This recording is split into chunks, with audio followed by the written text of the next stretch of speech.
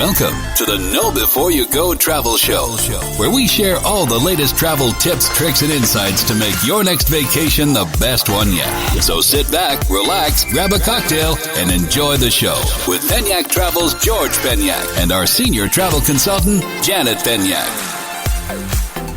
What is up, everybody? Hey, everyone. Welcome back to another edition of the Know Before You Go Travel Show, and we've got a show for you today. Yes, we do. I'm getting better at that intro. I guess so. It's getting better. Well, happy Sunday, everybody. It's actually Sunday, but we'll probably roll this out on Monday. Yep. Because we have a busy day tomorrow. You're leaving me. Yes, I am leaving. I am headed to Cabo, San Lucas. And I don't know how I'm going to keep everything together. Yeah, he's got to take care of our zoo while I'm gone, and he's not really looking forward to that, but... But I'll be okay. As long as you come back and the house is not burned down, then we're in good shape. Then I'll call it a success. Yes. Oh my gosh. No, I can overachieve on that. I can overachieve. What time's your flight tomorrow? It is at 6 a.m., so I will be waking up about 3:45. Make sure, and that way we can...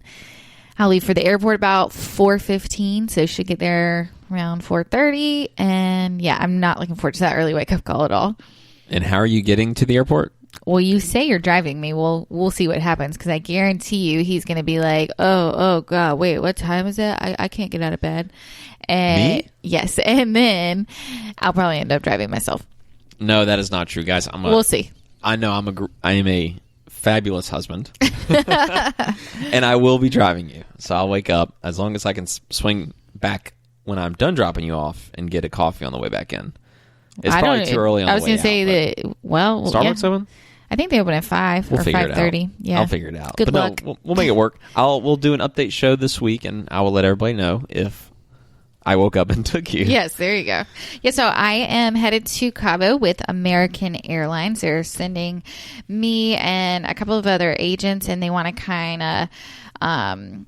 for us to showcase, what has changed during travel or for now. And so, all their new protocols, and then there's a resort that's hosting us, and, we're just going to kind of go check it all out and then report back and be active on social media and, just kind of be able to tell the story of what they're doing differently during this time to keep everyone safe.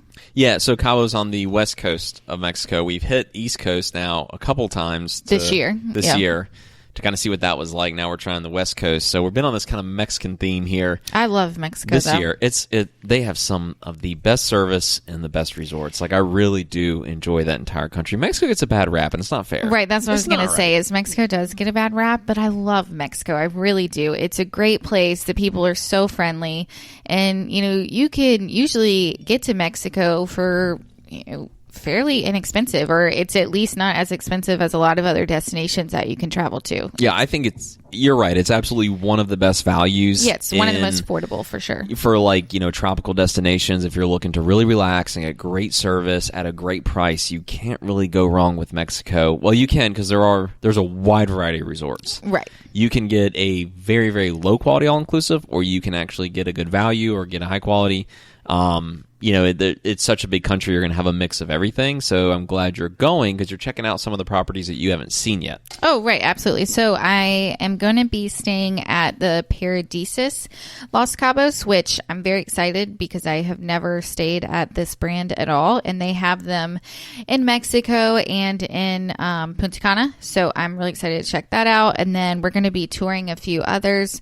The Hard Rock, Pueblo Bonita Pacifico, and Secrets, which we have stayed at that one before, Zadun, Ritz-Carlton Reserve, and then we're going to do a final tour of the Cape, which is one of my favorite hotels. Cape. It's not all-inclusive, but I love that hotel so much. Yeah, it's a smaller property. We actually have, if you look way back in our podcast history, we do have a show on it, because we stayed there and had an absolute blast. And you've sent a lot of clients there after we stayed there, because that is like one of the hidden gems. Absolutely. That's one of like the little nuggets that I feel like not many people know about it. And because it's small, it's just a little kind of hidden gem there, and it's beautiful. Yeah, and one of the things I really like about that hotel is, it's not all inclusive, but you're less than 10 minutes from downtown Cabo San Lucas at the marina.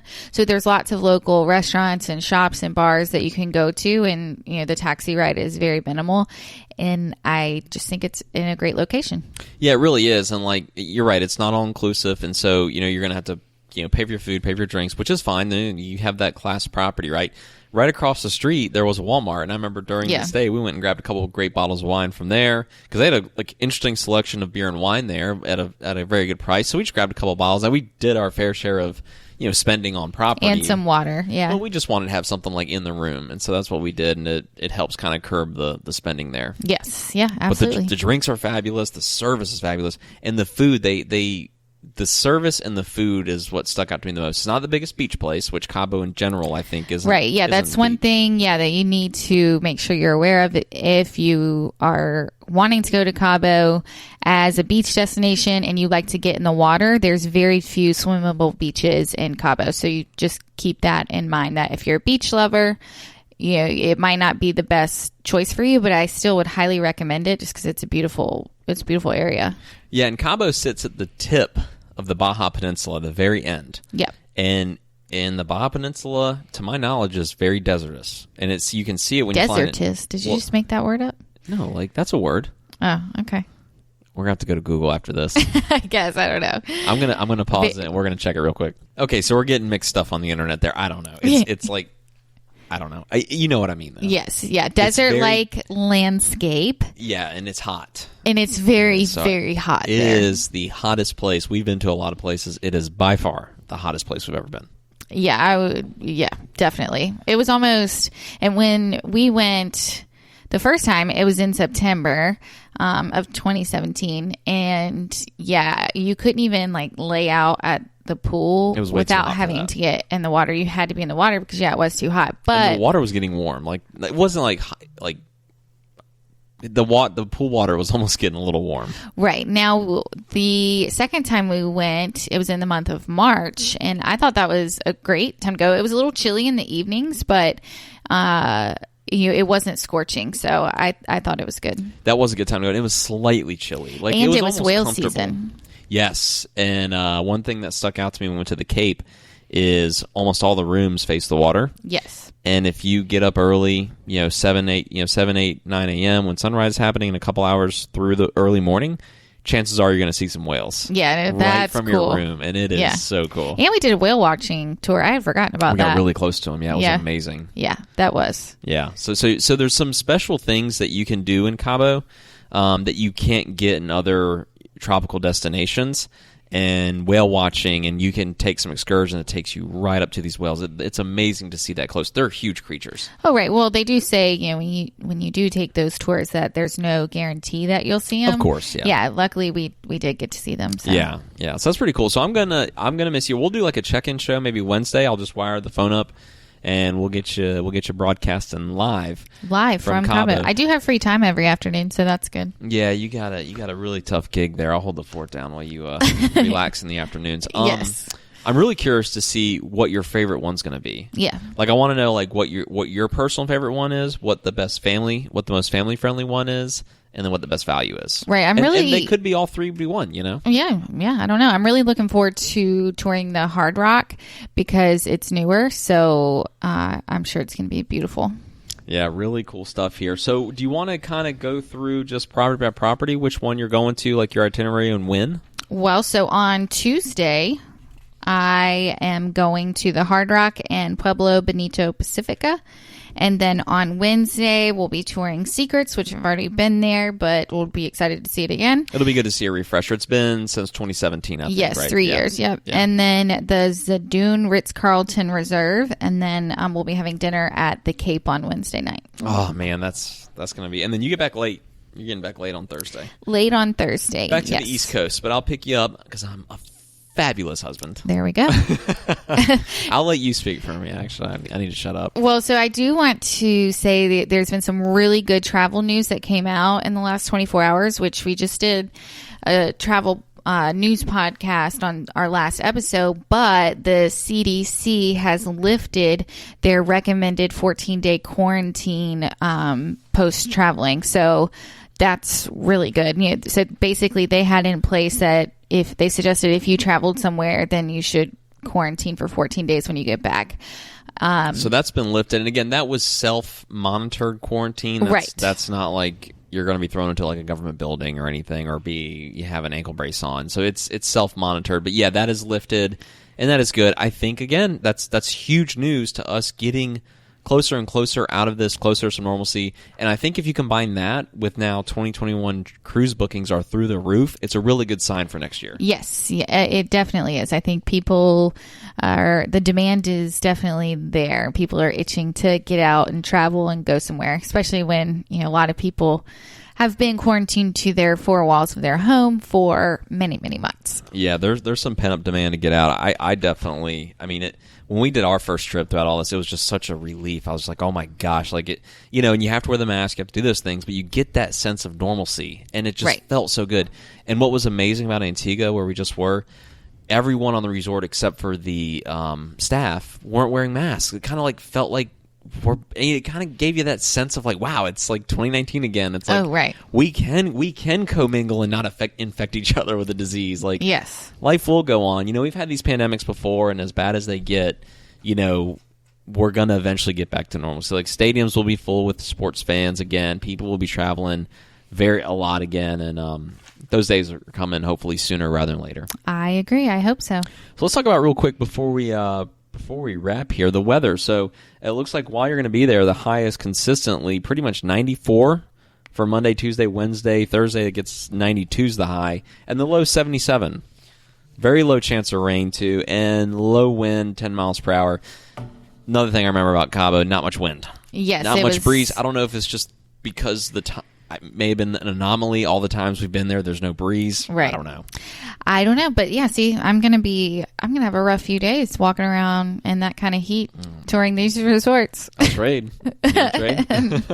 No, I'm good. No, so guys, follow us along at Penyak Travel on Instagram and at Facebook, and you'll probably be able to watch our stories or watch Janet's stories, and she'll do a great job of saying what resort she's at, pictures of food, comments on service, room tours, the whole nine. So very excited to get this thing kicked off. But I'm going to miss you. I hate when you go on these things without me. I'd rather go. I know. I wish you could go.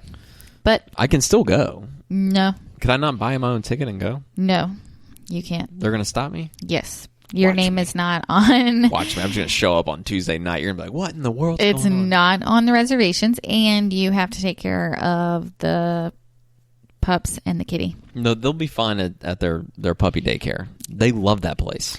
They like it more than home. Yeah, so you're not going. But anyways, so what's your question of the day? You want to roll right into question of the day? Sure. Question of the day.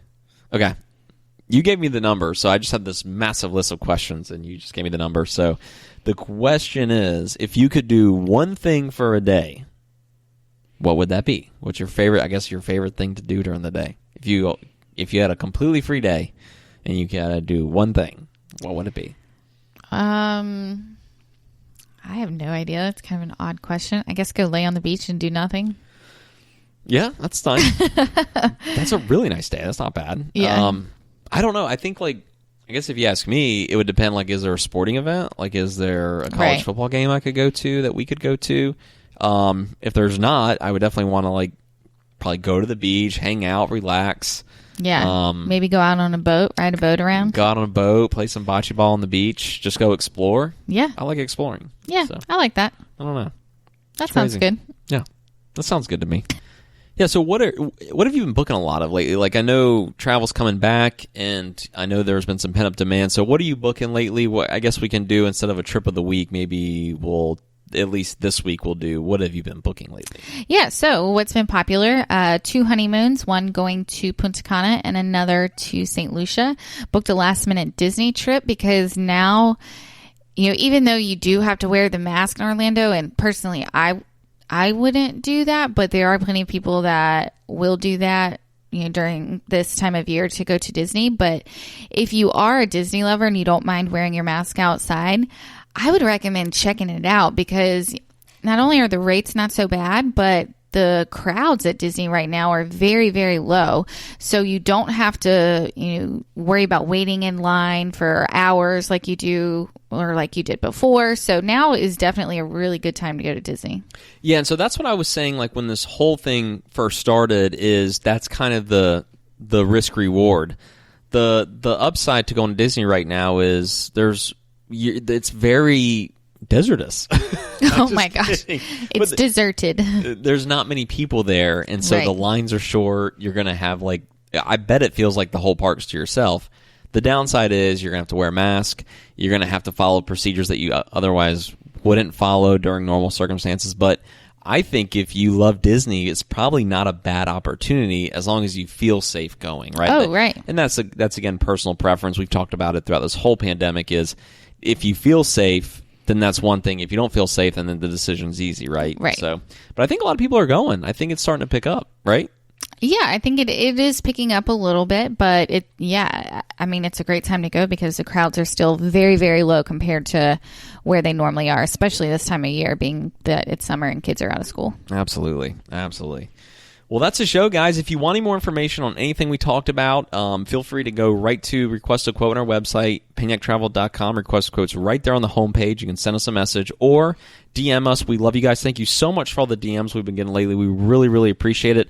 If you love the show, we'd love a 5-star review. We're going to give you a shout-out, too, if you do it. Yes. And we will check you guys out later. We'll probably talk to you on Wednesday. Bye, everyone. See you next time.